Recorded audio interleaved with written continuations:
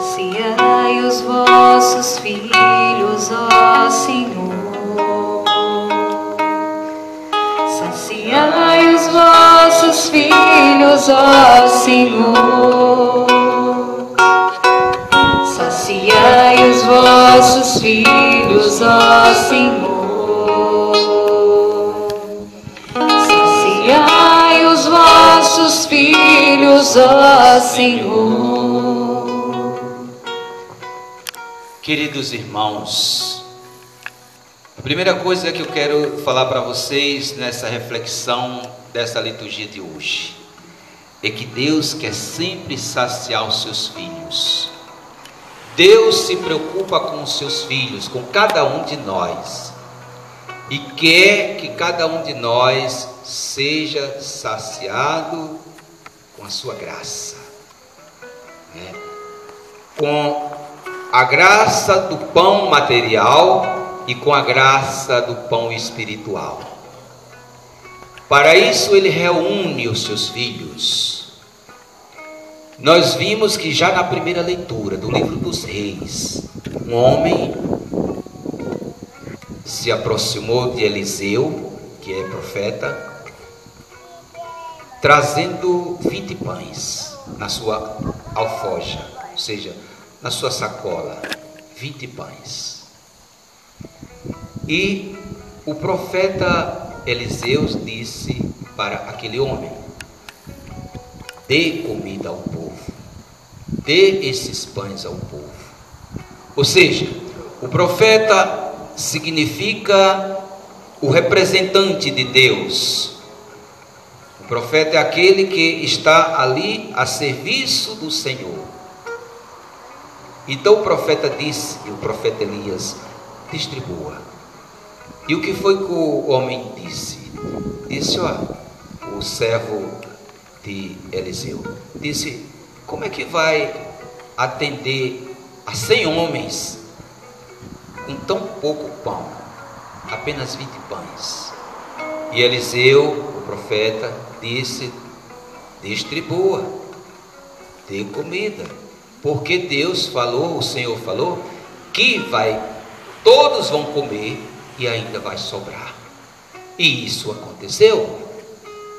Meus irmãos, a primeira leitura tem uma correlação muito grande sempre com o Evangelho. E é o que acontece no Evangelho. Jesus vê uma grande multidão aproximar-se dele. E qual é a primeira preocupação de Jesus? Saciar aquele povo faminto.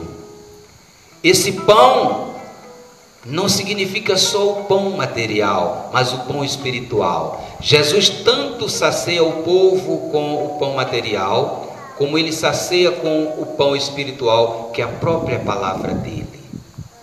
Jesus não se conforma com as pessoas sedentas, as pessoas com fome, as pessoas com sede da sua palavra, mas ele quer saciar a todos.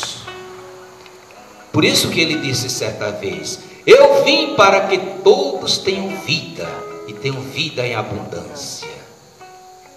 Deus manda em abundância as coisas para os seus filhos. Às vezes eu vou na feira, tá? E vejo naquelas feiras de bairro, quantas frutas, diversos tipos de frutas, em quantidades grandes.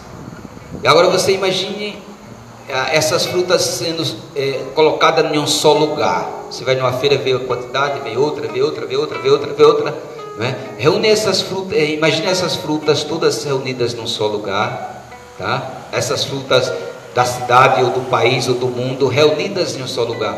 Que fartura, que fartura. Deus dá tudo em fartura para todos serem saciados. Embora muitas vezes o homem é egoísta, quer tudo para si. Muitos não procuram pensar no outro. Mas Deus, o que Deus manda, seja na questão das frutas, seja na questão dos minérios, seja na questão de qualquer outra área da nossa vida, Deus sempre manda em abundância. A área financeira, quantos têm abundância e não se preocupa com aquele que não tem nada? Mas Deus dá para todos, muito embora não é repartido.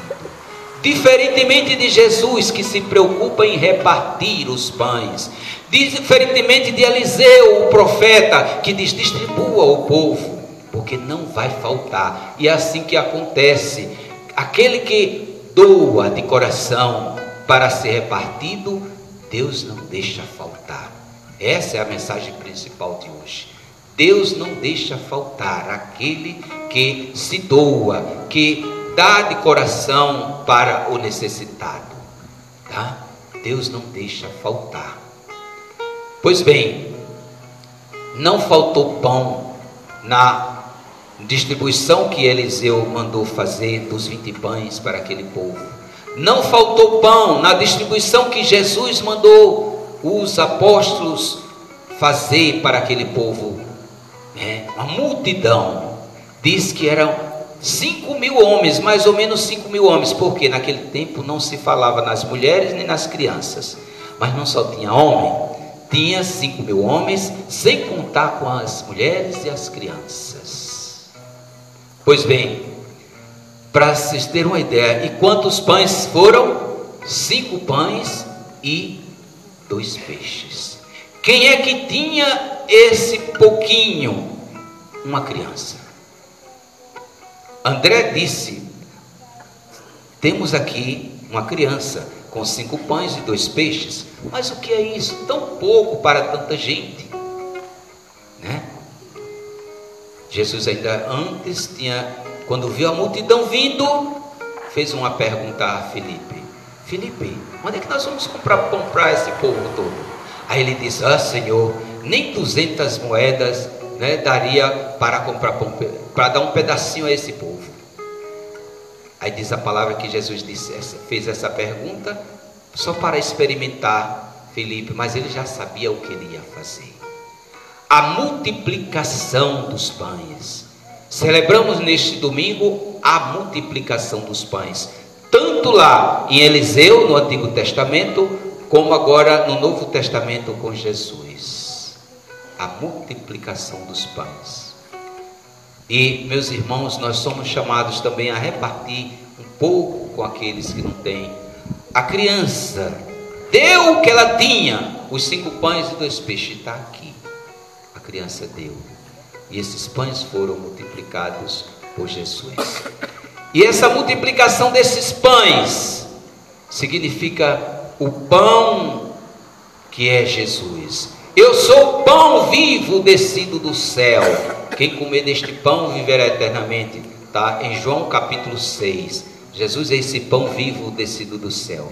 E ele se multiplica na Eucaristia. Na Eucaristia. Por exemplo, ele que sendo um se multiplica em tantas partículas. E cada partícula da Eucaristia está o mesmo Jesus por inteiro. Por menor que seja a partículazinha que você receba, um pedacinho, ali está Jesus por inteiro. Por inteiro. E essa multiplicação ela continua, graças ao próprio Jesus que disse: isto é meu corpo, fazer isso em memória de mim. Deu aos seus apóstolos, que hoje são os bispos, são os padres, esse poder de fazer a transubstanciação. O que é a transubstanciação? É uma palavra teológica que significa a transformação do pão material neste pão que é o próprio Jesus, o corpo de Jesus. Você olha na partícula, está branquinha. Você mastiga, coloca na boca, sente o gosto de pão, sem fermento, massa, mas já não é mais um pão. É o próprio corpo de Jesus, é a carne de Jesus que nós comemos quando nós comungamos. Recebemos Jesus vivo na Eucaristia, esta multiplicação que se dá para sempre, né, por todos os séculos. onde estiver havendo a celebração, a distribuição da Eucaristia, ali está sendo distribuído Jesus, esse pão vivo descido do céu. Pois bem, meus irmãos, Paulo, na segunda leitura de hoje, o que é que Paulo diz? Que nós devemos estar unidos a esse Cristo. Unidos a esse Cristo, é o que Paulo diz na segunda leitura, falando aos Efésios: eu, prisioneiro do Senhor, vos exorto a caminhardes de acordo com a vocação que recebestes, com toda a humildade e mansidão, suportai-vos uns aos outros com paciência no amor, aplicai-vos a guardar a unidade do Espírito pelo vínculo da paz. Há um só corpo, um só Espírito, como também há uma só esperança, a qual fostes chamados. Então Paulo está exortando, ou seja, colocando para todos, alertando, despertando no coração e na mente das pessoas esse propósito de estar sempre caminhando unidos no mesmo Espírito que é Jesus, o Espírito de Deus, no mesmo Espírito que é o Espírito de Deus.